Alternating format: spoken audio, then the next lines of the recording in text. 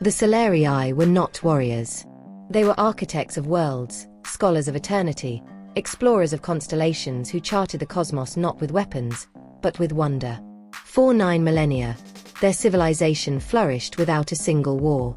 But peace is fragile, and when the Vulcan emerged from the void, the Solarii did what they always did: they reasoned. They offered tribute, trade routes, entire planets. The swarm answered with fire. In 6 weeks, 17 Solarii worlds were consumed. And for the first time in their history, the Solarii sent out a desperate call. To the only species known to have survived total annihilation. To the only people rumored to have tamed a nuclear winter and turned it into a weapon. They called the humans. And the humans answered. It began with a single ship, the TMS Leviathan. It slipped through hyperspace like a phantom, a myth woven in steel. Solarii sensors attempted to classify it. No fixed mass. No visible engines. Its hull shimmered in layered reflections, like the scales of a living beast. Unfathomable. From her command post, High Director Velis held her breath. Only one ship. The transmission opened, and the voice of the human came through, like thunder restrained. This isn't a fleet, Director. This is the Vanguard. Hours later, the sky tore open. Hundreds of vessels surged forth, predatory destroyers, colossal battleships, carriers humming with hunter drones. And upon each one, an emblem that now defined war across the galaxy. A fractured Earth, with a human skull at its center. The insignia of the Terran Armada of the exiled. The Vulcan swarm stopped advancing at the sight of it. They should have kept running. The Vulcan believed in absolute conquest. They moved as a living plague, consuming their enemies as fire consumes oxygen. But the humans did not burn. On the ravaged world of Karath, the 9th Terran Legion descended upon the Vulcan warriors. Towering creatures, 3 meters tall, with razor-sharp claws, clad in armored chitin. Unstoppable. The humans attacked. With kinetic blades, pulse cannons, cybernetic enhancements. They did not scream. They did not celebrate. They simply eradicated the enemy, one at a time. The Solarii wept as they watched. Asterisk asterisk not in horror. Asterisk asterisk but in awe. In 2 weeks, every Vulcan forward base ceased to exist. In 3, their fleets fell.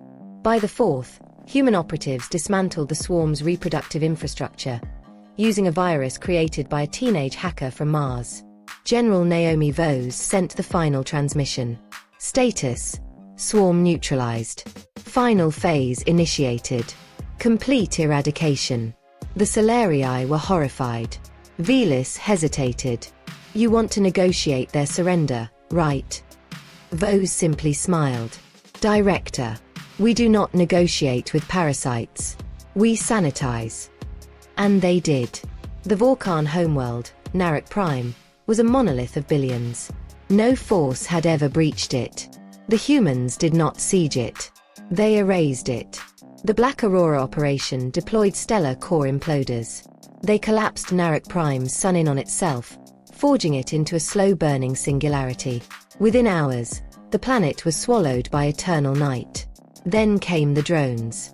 They vitrified the surface, not as punishment, as containment. By the end of the month, the Vulcan ceased to exist. Their worlds sterilized. Their fleets obliterated. Their legacy a warning. When the Solarii met the humans again, their tone was reverent, yet cautious. You saved us, Velis said. But why such totality? Vose nodded. You asked for help. We gave it. But understand, Director, humanity does not do half measures. Another Terran admiral spoke. We tried peace for centuries. The galaxy mistook kindness for weakness. Never again. Velis bowed her head. We will remember. Vose gazed at the stars and whispered. You won't need to. The entire galaxy will. And they did.